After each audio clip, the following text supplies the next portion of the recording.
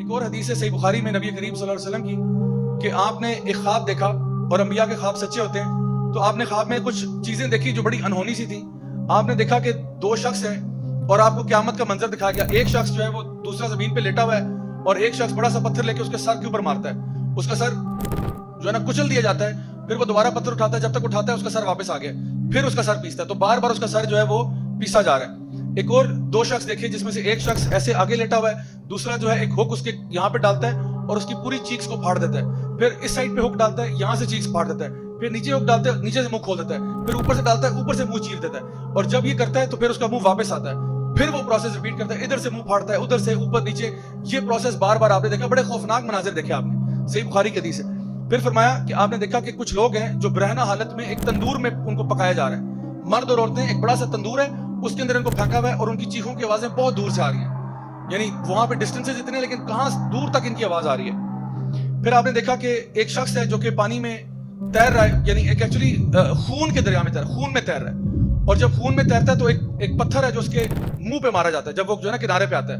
تو جب پتھر اس کے منہ پہ پڑتا ہے تو وہ اس کی بلو سے بہت پیچھے چلا جاتا ہے. پھر وہ پتھر کو اپنے منہ میں لیے واپس آتا ہے.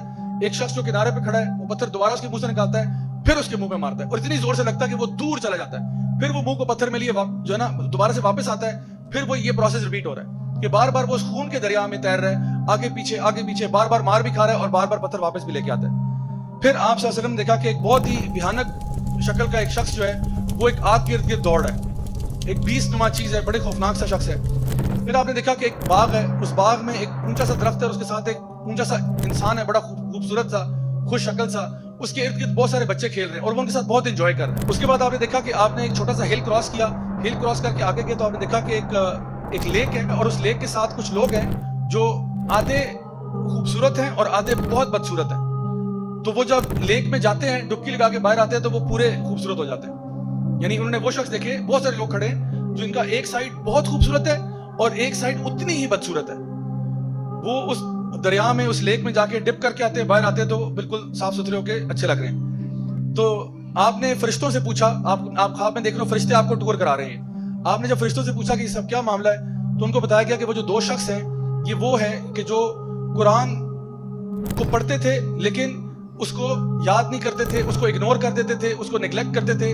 یعنی قرآن کو ان کو پتا تھا لیکن نہ تو اس کو یعنی صحیح طریقے سے پڑھتے تھے، سمجھتے تھے، نہ اس پر عمل کرتے تھے اور قرآن سے منہ پھیر چکے تھے حالانکہ گھروں میں ان کے قرآن پڑھے ہوئے تھے.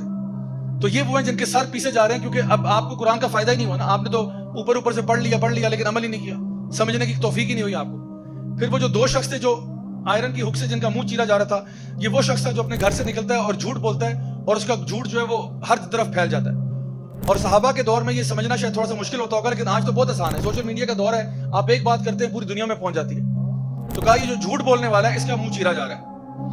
اس کے بعد وہ جو اون میں تھے یہ وہ تھے جو زانی اور زانیہ ہیں، جو امت کے اڈلٹرز ہیں اور زنا کرنے والے. یہ وہ لوگ ہیں جو سارے کے سارے تندور میں پھینکے جا رہے ہیں اور ان کے پورے جسم کو سزا دی جا رہی ہے. وہ جو خون کے دریا میں تیر رہا تھا یہ سود لینے والا تھا، جو سود میں ڈیل کرتا تھا، سودی کاروبار کرتا تھا، سودی بزنس کرتا تھا. یہ خون کے دریا میں تیر رہا ہے اور اس کو پتھر پڑ رہے ہیں اس کے منہ کے اوپر. وہ جو ایک خوفناک سا شخص تھا یہ کون تھا؟ یہ مالک تھا، جہنم کا داروغہ تھا. یہ یاد رکھیں، یہ جو جہنم کے فرشتے ہیں نا، یہ عام طور پہ فرشتے کے بارے میں جب آپ کو کہا جاتا ہے کہ وہ تو بڑا فرشتہ ہے تو آپ کے ذہن میں بڑا خوبصورت سا اینجل آتا ہے، بڑے بڑے پیارے سے پر رہے ہیں اور خوبصورت سا چہرہ ہے. لیکن کچھ فرشتے انتہائی خوفناک ہیں، انتہائی خوفناک ہے. اور یہ جو جنت جو ہے نا جہنم کے داروغے ہیں، جو 19 گیٹ کیپرز آف ہیل ہیں، یہ انتہائی خوفناک فرشتے ہیں. اور یہ جو مالک ہے جو سب سے بڑا گیٹ کیپر ہے یہ بھی انتہائی خوفناک ہے. تو اب جہنم میں بڑے پیارے پیارے فرشتے نہیں دیں گے آپ کو. جہنم میں جو گارڈز ہیں وہ گارڈ بھی بڑے دہشت والے. تو یہ جہنم کے داروغے کو آپ صلی اللہ علیہ وسلم نے اپنے خواب میں دیکھا. اور وہ جو لمبا سا شخص تھا درخت کے پاس بچوں کے ساتھ کھیل رہا تھا، یہ ابراہیم علیہ السلام تھے. اور یہ ان بچوں کے ساتھ کھیلے تھے جو فطرت پر مر جاتے ہیں. یعنی بالغ ہونے سے پہلے بیچارے 2 سال 3 سال 4 سال کے بچے کا انتقال ہو گیا تو یہ ان کے ساتھ جنت میں کھیل رہے ہیں. اور وہ لوگ جو آدھے خوبصورت اور آدھے بدصورت تھے یہ وہ لوگ ہیں جو اچھے کام بھی کرتے تھے لیکن برے کام بھی کرتے تھے برابر. یعنی یہ نہیں کہ ایک ہوتا ہے نا انسان نیکی کی طرف جاتا ہے، یہ وہ لوگ تھے جو 50-50 چل رہے تھے کہ بھئی ہم اچھے بھی کرتے ہیں، یہ جی آج رات ناچ گانا بھی ہوگا اور عشاء کی نماز بھی ہوگی، دونوں چیزیں ساتھ ساتھ چل رہی ہے. بھئی ہم تو دین اور دنیا کو لے کے چل رہے ہیں. یعنی انہوں نے دنیا جو ہے نا وہ اللہ کی نافرمانی کو دنیا کہہ رہے ہوتے کہ دین بھی ہے لیکن دنیا بھی تو ہے نا، اللہ کی نافرمانیاں بھی تو ساتھ ساتھ ہی چلتی ہیں. حالانکہ اللہ تعالیٰ فرماتے ہیں یا ایھا الذین آمنوا ادخلوا فی السلم کافہ، اے ایمان والو پورے کے پورے اسلام میں داخل ہو جاؤ. ولا تتبعوا خطوات الشیطان، اور شیطان کے نقشے قدم پر نہ چلنا. My dear brothers and sisters، یہ میں کوئی فیری ٹیل فکشن کی بات نہیں کر رہا ہوں، یہ ریئلٹی ہے.